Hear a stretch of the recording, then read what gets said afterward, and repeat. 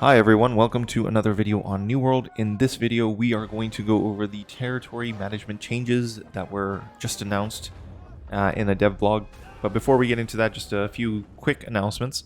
One, New World Fresh Start servers are going to be available starting November 2nd, so be on the lookout for those and get your Brimstone Sands on before you join the new Fresh Start servers. And before we get into the crux of the video, just wanted to mention that 95% of the people that are watching my videos are not subscribed to the channel. So please do subscribe. It'll help me out a lot. And now let's get into it. So this post was made by Alexandra on the forums. And it goes over the territory management changes. So I'll just read the post for you guys and then we'll go over the changes and discuss them a bit.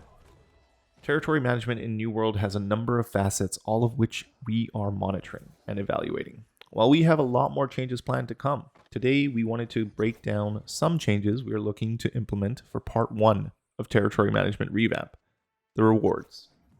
So what that tells us right away is that this is just the beginning. There's going to be a lot more changes coming to territory management, and this is just one of these changes. This is the reward system. We're going to be looking at the reward system and figure out how that's changing. So currently, the rewards for territory management functions as follows. Companies own territories and set tax rates. Players spend and do activities in territories that provide taxes at the set rate that goes to a ledger.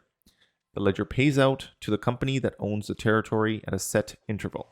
So what are the problems with the system? Well, for one, companies that own the system or the territories, they set the tax rate. So you could have a company come in and set the tax rate at exorbitant amounts, is the word, I think. But anyways, they can set it to whatever the heck they want. And as a result, you'd be paying insane amounts of taxes without even realizing it. So when new players join the game, which is going to be happening with the Brimstone Sands update, as well as when the new servers go live, new Fresh Start servers on November 2nd, these players are not going to know what they're paying and why they're paying it. And if the system remains as it is, these companies that already exist could, hike up the taxes to insane amounts and take advantage of all these newer players. And even though it's smaller amounts that they would earn from all their transactions, it can add up. If you have thousands of new people and you're charging an additional 5 to 6%, then, that adds up pretty quick. So it can be very lucrative for these companies to do that. And then another thing is, players spend and do activities in the territory that provide the taxes at the set rate. So it basically allows them to farm new people, as it were, or will allow them to do that. For companies that are nefarious and don't really care about the people that they're managing, this can happen. And then the final part of this is the ledger pays out the company that owns the territory at a set interval. So if you know this interval, you can then plan your war around that and just take over the territory right before the payout happens, and you're good to go. Stuff like that. I guess I'm not too familiar with the end game, so I could be wrong on that last bit, but I'm pretty sure I'm right about the stuff before that. So let's get back to the blog post. There are a lot of good things about the system. I feel it's time for some things to change due to the changes in the game since the system was originally designed. Some examples below. Moving items between towns is far easier to do. Originally, it was far more cumbersome. There were higher costs associated with transferring items and dependent on whether your faction owned the territory you wanted to transfer items from. I never experienced this because I joined the game a little later, but right now you can put items wherever you want in your stash or in your storage shed, and you can put them in various territories, so that's no longer an issue. Traveling between towns is far easier. We reduce Azoth travel costs dramatically and set the max at 20 Azoth. So yeah, you can fast travel pretty much anywhere for 20 Azoth. So it's pretty good in that regard as well. We made it easier to store more items in single town. Housing chests doubled in capacity. I still haven't bought my house, but I did hear this from a lot of people. So you can store a lot of stuff in houses as well. The trading post experience has been streamlined. We linked all trading posts together for ease of use. And this, I obviously playing the game later after these changes had already been implemented, I didn't really notice the difference. But yeah, you go to the trading post and you can search pretty much not pretty much. You can search anywhere in all of Returnum to see where items are on sale, and you can send buy orders to everywhere as well. And it's all through one trading post, which is pretty awesome. So continuing with the blog post, In the original design, players were more spread out, selling resources mostly at the trading posts and territories where they were collecting them. With the changes made to more easily transfer items between towns, players are primarily congregating in Everfall and Windsward to sell their resources, resulting in higher income in these centralized territories. Since the inputs to the system changed, it's time to change the outputs. We spent a lot of time going over the data for the coin rewards for territories and wanted to share some of it with you. We took a look at the total coin rewarded for territories across the worlds in New World, and we found some distinct universal patterns. The biggest takeaway is that Windsward and Everfall are the most valuable territories to hold in terms of coin payout weekly across all worlds. With that in mind, here are some of our initial thoughts on how territory management could improve. Let's see what they have to say about this. We want to more evenly distribute the coin that is currently flowing through Everfall and Windsward. We want to distribute coin rewards from Everfall, Windsward to the other territories to make them more valuable. We want to incentivize good territory management, leveling up the stations, defending the territory from invasions being the two key points around that. We feel, as players, there will always be some territories that are more appealing than others, and that's a healthy part of the game. Rather than fight against that, we'd like to see more equitable distribution of coin rewards from territories. We are looking to accomplish the following goals. Distribute gold between all territories more equitably so that owners of Everfall and Windsward don't run away in power. Distribute gold to smaller towns to make them more valuable and have more territories worth fighting for. Give territory owners strong incentives to level up and maintain town levels. To reach these goals, we will be making a few changes.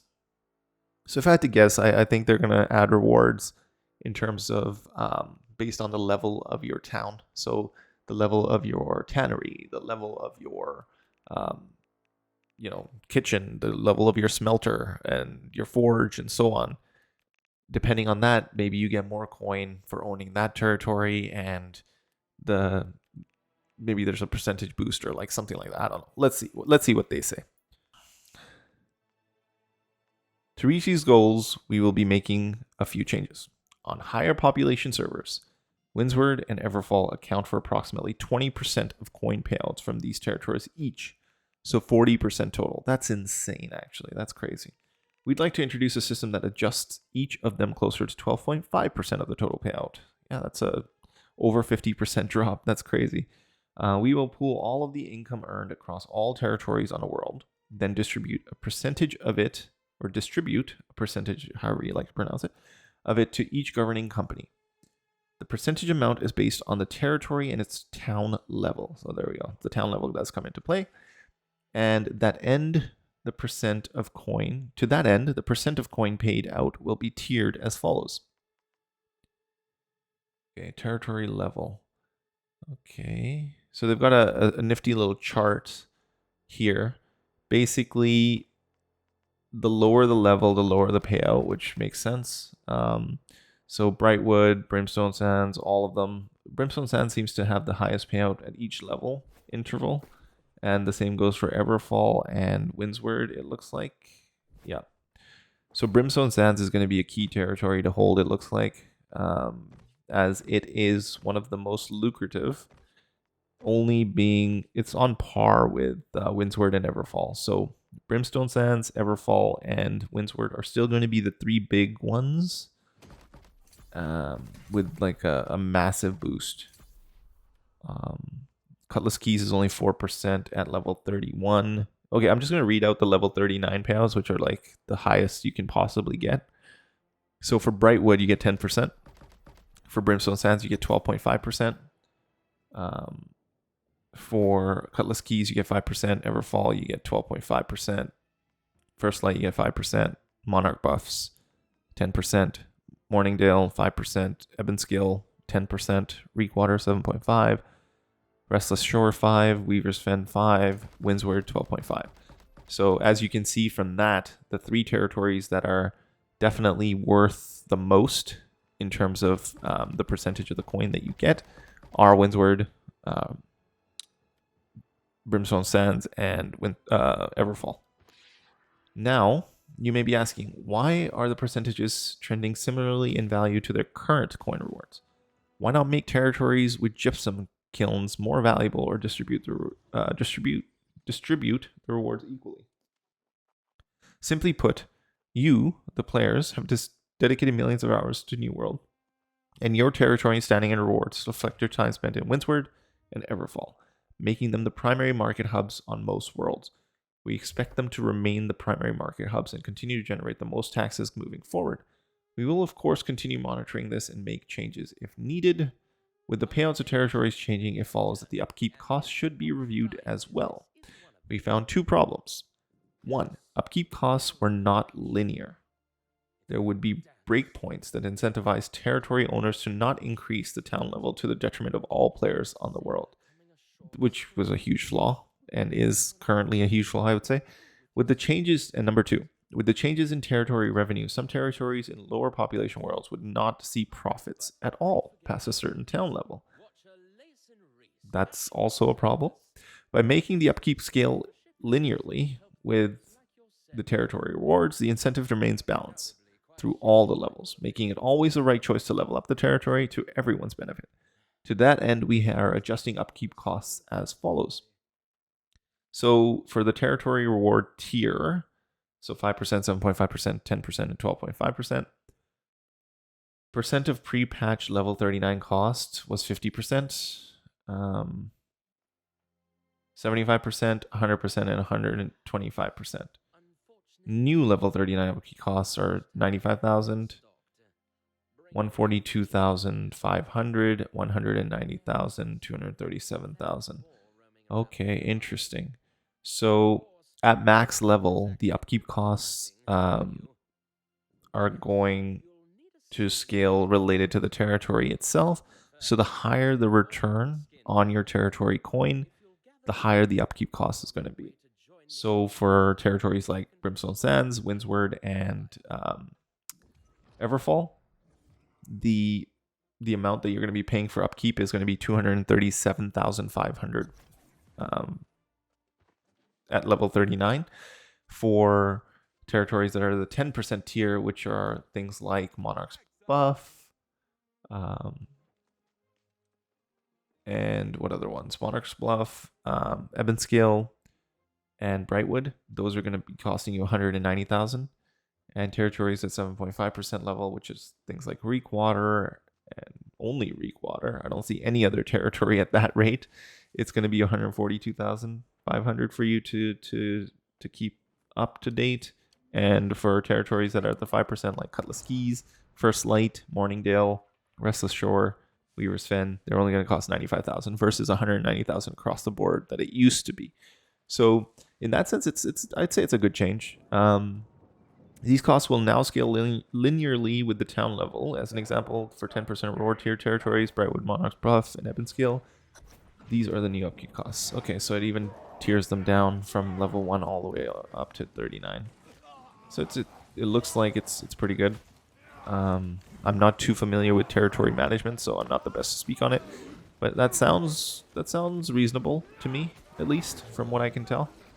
Finally, we have locked all tax rates for all territories to the following. Nice. So now they've locked them. So there's no way to, set, like the issue I was mentioning earlier, where you could set it to whatever the heck you want.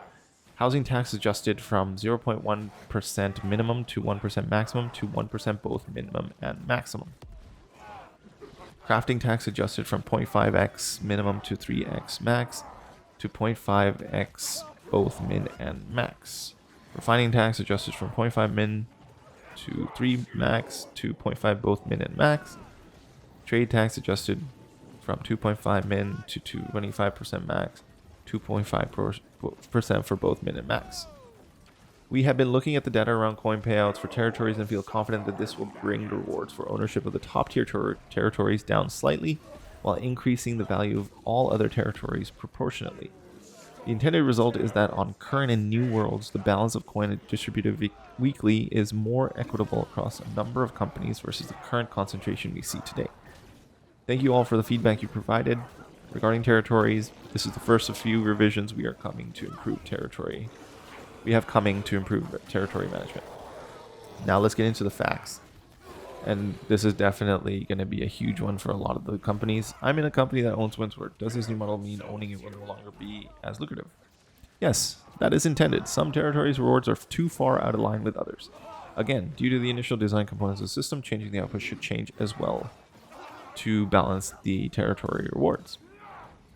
What this means is it will still be more income to hold certain territories versus others, but the previously undervalued territories will become more valuable to hold. We are hoping to balance the value of holding territories with this change. If your alliance of companies currently owns Windsward and First Light, you'd be making approximately 24.7% of the coin distributed through territory payouts each week. In the new system, you'd make 17.5%. So, okay, so okay.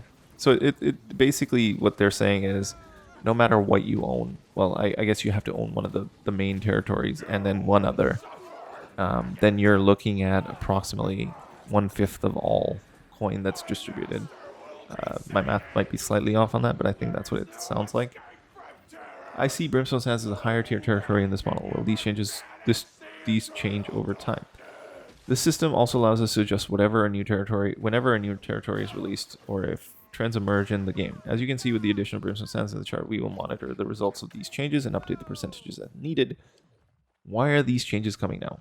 While these have been being worked on for a while, we wanted to ensure the system was in place before Fresh Start Worlds. Nice. We have heard you that the income from territories such as Everfall and Westward earned their owning companies feels like they put those companies significantly ahead of other players. By introducing the system before Fresh Start Worlds, we hope to make the initial territory scramble more equitable. It was obvious that we did not make these changes in time. It was obvious that if we did not make these changes in time, owning Windsward and Everfall would be a significant advantage for the first few weeks, while higher level territories waited for more player traffic. We are in the process of translating this into German, French, and Spanish. These will be posted below once compiled. Nice. Okay. I do like a lot of these changes. I think it's pretty interesting. I would like to know when they're releasing this. But so far they haven't really said when they're releasing it, but they did say that they want to have this in place before the Fresh Start server. So I'm guessing this will come into play as soon as Brimstone Sands is released, which will be on the 18th of October. That's my guess. I hope you guys enjoyed this video. Don't forget to share, like, comment, subscribe, and I will see you all in the next one. Thanks.